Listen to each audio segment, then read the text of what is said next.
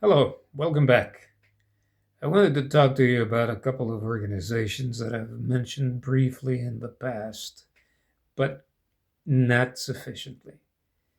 One of them is called the Disabled American Veterans, or DAV, and the other one is the Veterans Administration, the VA. I had an appointment this last Friday, and I received the usual compassionate, interested care that I had always received at the VA. So let me tell you how my relationship with the VA started. It started with the other organization, the DAV. I didn't know about the DAV, and I was put in touch with them because of the problems that I was having with my prostate, with my enlarged prostate. I hadn't heard of them. This was before my cancer diagnosis.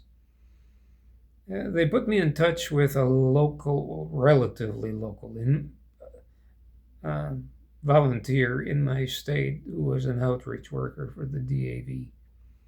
He contacted me, and frankly, I had only put in a 4 year hitch in the Navy. In addition, it was 4 years active and 2 years semi active.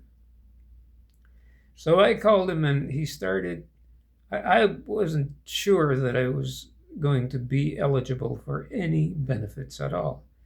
But he started coaxing me and asking me how long I'd been in the service and what I'd done there, and asked me a bunch of questions trying to see what benefits I'd be eligible for, which I thought would be zero.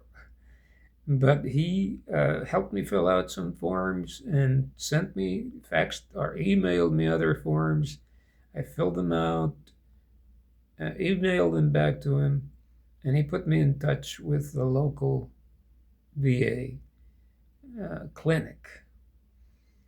And that was about it, except for one thing.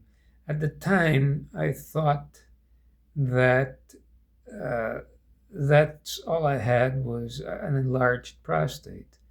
So the VA paid for a urologist to do uh, to diagnose that and uh, started treatment. So that's what we did, and that was the urologist who said, "Well, let's see what your PSA is," and then he discovered that the PSA was very high, and that started the process to uh, diagnose my cancer. You remember that when my cancer was diagnosed, I actually had to leave my home, the house where I'd been living for 5 years, and everything in it. All my previous life was left behind, and I ended up having surgery, going to a hospital, then to a nursing home, uh, then to a hospice house, and to another nursing home, and then finally to a home that someone, to a house that someone, out of the goodness of her heart, let me occupy for a few months. During that time, I lost contact with the VA, but when I had talked to that DAV counselor, I'd had to send him, as part of my determination of eligibility, I'd had to send him my DD 214, which is the paper that tells you that I served for 4 years and where I served, and what my service had been. I had lost that.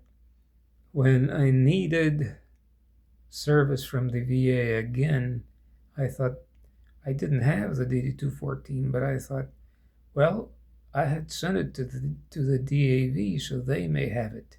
And absolutely correct. They still had it. They sent me a copy, and I started working with a local VA to get treatment again through them. So when I got out of the last nursing home, and I went to that guardian angel's house that she let me occupy, I was already in touch with the VA. They assigned a doctor to me, and the doctor ran all kinds of tests, redetermined my cancer diagnosis in um, conjunction with the information that he had from the Lansing Institute of Urology, who they had uh, performed the biopsy. And that started my cancer treatment. First, I thought I didn't want to be healed, just wanted to die. That having prostate cancer or any type of cancer and living the kind of life that I was now going to have to live was nothing that appealed to me. Then I changed my mind when I realized that I could walk again, because I didn't want to live while I wasn't able to walk. But when I was able to walk again, I thought, well, maybe I should give this a try. And so the VA referred me to an oncologist. They had referred me to an oncologist to take care of the pain that I was going through. And then finally I told the oncologist, yes, I want to receive treatment to extend my life. The VA paid for all that, and for all the referrals that had emerged from the VA. So if the VA had referred me to the oncologist, and then the oncologist referred me someplace else, those doctors or therapists were also covered by the VA. So I cannot say enough good things about the VA. I don't know what people have heard out there, but it's just a fantastic organization. If you've served in the service, even for a very short period of time, as is the case with me, they will not leave you alone. They will not forget you. You are one of them. You're a brother or a sister, and they will take care of you. Anyway, if you have any question, I might do another. In fact, let me see if I've forgotten anything. Yeah, okay. Let me read this to you. DAV, this is about the DAV.